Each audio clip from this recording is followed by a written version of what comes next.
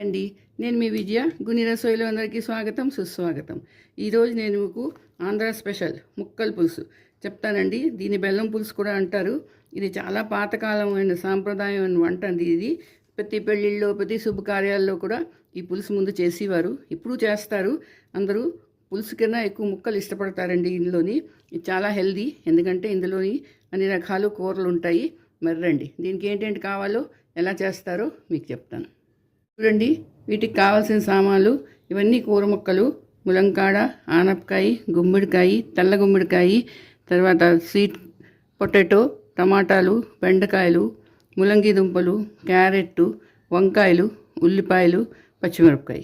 ఇవి అండి దీనికి కూరలు కావాలి. మీకు ఇంకా ఏమైనా కూరలు కావాల్సినా కూడా వేసుకోవచ్చు, కానీ ఇవన్నీ వేసుకుంటేనే చాలా బాగుంటుంది. దాంతోపాటు నూనె, చింతపండు, తర్వాత ఎండుమిరపకాయ, అలాగే ఇదిగో పసుపు, మెంతులు, ఇంగువ, ఉప్పు, సాంబార్ పౌడరు, ఆవాలు, కొంచెం కరివేపాకు. ఇవి అండి కావాలి. చాలా చాలా బాగుంటుంది. రండి, ఇది ఎలా చేస్తారో చెప్తాను. ముందు గ్యాస్ ఆన్ చేసుకున్నాను, నీళ్లు పెట్టుకున్నాను. అందులో కరిగిన ముక్కలు అన్నీ శుభ్రంగా కడుక్కున్నానండి. కడుక్కున్న తర్వాత ఈ ముక్కలన్నీ వేసుకోవాలి. చాలా బాగుంటుంది, ప్రతి పండగల్లోని చేసుకోవచ్చు. ఇదిగో చూడండి, ఈ ముక్కలన్నీ వేసుకొని ఉడకబెట్టుకోవాలి.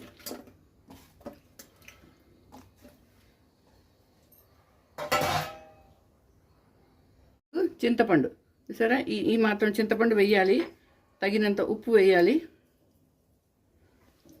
నేను ఒక చెంచాన్నర వేసుకున్నాను. అలాగే కొంచెం పసుపు, ఒక చెంచా పసుపు వేయాలి. వేసి ఇవన్నీ కలుపుకోవాలండి. మూత పెట్టుకోవాలి, కొంచెం ఉడకనీయాలి. ఉడుకుతున్నాయి, మూత తీసి చూస్తాను. ఇప్పుడు నేనైతే కొంచెం బెల్లం వేస్తానండి. చాలా బాగుంటుంది బెల్లం వేస్తే. దీని టేస్ట్ డబల్ అయిపోతుంది. మీ ఇష్టం, మీరు వేసుకుంటే వేసుకోండి, లేకపోతే స్కిప్ చేసేసుకోవచ్చు. ఇదిగో ఈ ముక్కలు అన్నీ మెత్తపడి వరకు ఉడకాలి. రండి, మూత తీసి చూద్దాం. కూరలు ఉడుకుతున్నాయి. ఇదిగో ఉడికిపోయండి ఆల్మోస్ట్. ఇదిగో ఉడికేయా లేదా చూస్తే, ఇదిగో చూసారా ఉడికిపోయి. గుమ్మడికాయ ఏదంటే అది మెత్తగా అయిపోయి, మరీ మెత్తగా అయిపోకూడదు, కొంచెం.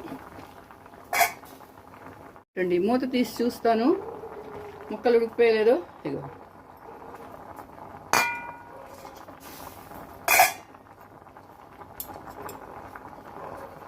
ఇక వచ్చారా ఉడికిపోయి. ఇంత ఉడికితే చాలండి. ఒకటి గుర్తుంచుకోవాలి ఏంటంటే, ఇందులో ముక్కలు ఎప్పుడు చిన్న చిన్నవి కాదు, కొంచెం పెద్ద పెద్ద ముక్కలు తరుక్కోవాలి. ఇది పక్కన పెట్టుకుంటాను. ఇప్పుడు మూకుడు పెట్టుకున్నాను. అందులోని చెంచా ఆవాలు, చెంచా మెంతులు, తగినంత ఇంగువ, 2 ఎండుమిరపకాయలు, కొంచెం కరివేపాకు. ఇది వేసుకొని తాలింపు పెట్టుకోవాలి. ఇంగువ మెంతులు వేయగానే మంచి వాసన వేస్తుందండి. దీనికి చాలా చాలా బాగుంటుంది, మంచి వాసన వేస్తుంది. చూడండి,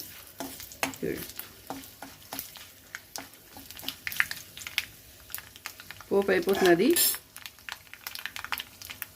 పోపు అయిపోయిందండి. ఇప్పుడు ఈ పోపు పులుసులో కలుపుకోవాలి. ఇది పులుసు రెడీ అయిపోయింది. కానీ ఇప్పుడు ఇంకా నీళ్ళ నీళ్ళగా ఉంది కదండి.